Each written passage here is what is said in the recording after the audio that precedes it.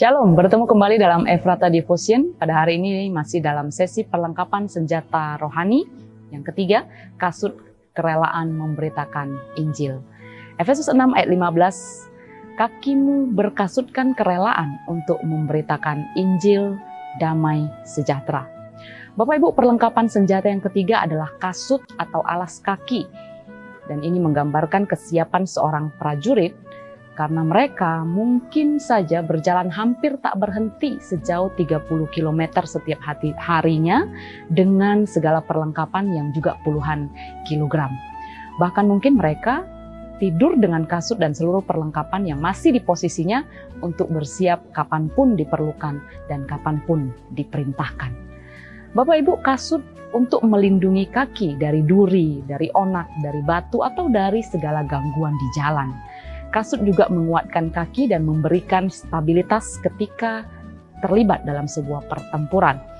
Paulus menggunakan kasut untuk menggambarkan kesiapan seorang prajurit Kristus dalam mengabarkan Injil Kerajaan Allah kepada semua orang yang mau mendengarkannya kapanpun dan dimanapun prajurit itu berada. Roma 10 ayat 13-14, sebab barang siapa yang berseru kepada nama Tuhan akan diselamatkan. Tapi bagaimana mereka dapat berseru kepadanya jika mereka tidak percaya kepada Dia? Bagaimana mereka dapat percaya kepada Dia jika mereka tidak mendengar tentang Dia? Bagaimana mereka mendengar tentang Dia jika tidak ada yang memberitakannya?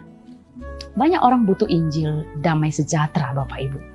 Ketika Yesus di dunia dan memberitakan Injil damai sejahtera ini, begitu banyak orang mengikuti Dia tidak berhenti. Banyak orang butuh Injil damai sejahtera itu. Kerelaan prajurit untuk memberitakan Injil damai sejahtera didasarkan kepada satu kesadaran bahwa ini adalah tugasnya dan mengingat betapa perlunya orang-orang ini mendengar dan mengetahui tentang Injil kerajaan itu, sama seperti kita sendiri memerlukannya dan telah menerimanya.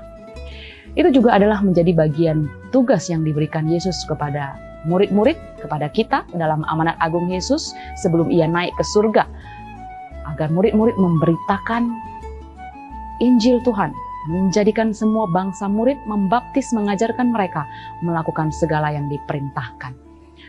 Namun banyak orang Kristen hari ini, Bapak Ibu, tidak memberitakan Injil atau kurang berani memberitakan Injil karena mungkin kurang jelas soal Injil. Jadi khawatir, takut, malu untuk ditolak. Ya, kemudian juga di sisi lain ada solidaritas yang cukup tinggi sekarang ini, zaman sekarang ini terhadap kepercayaan orang lain.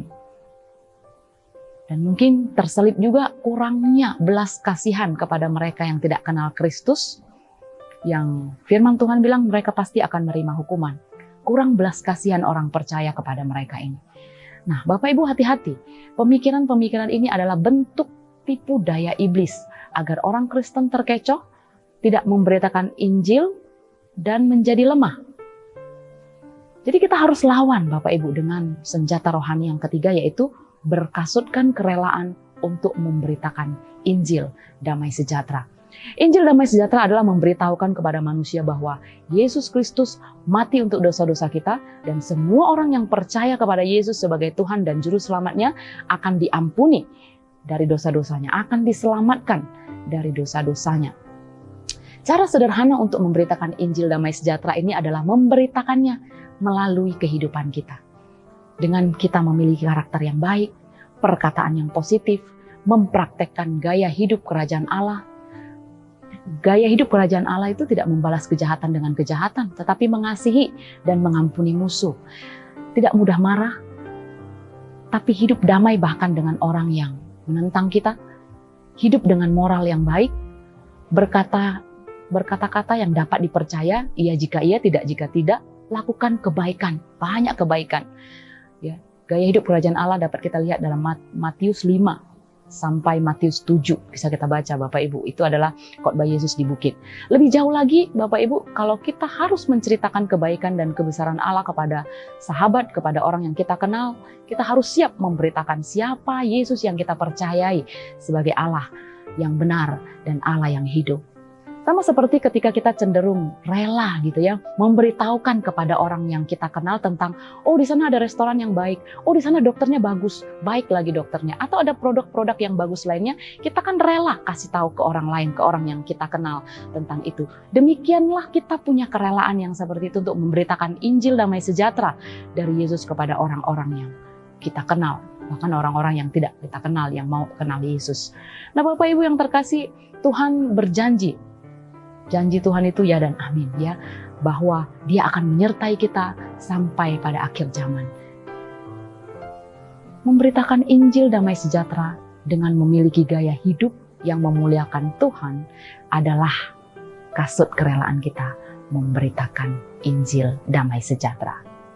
Shalom, Tuhan memberkati.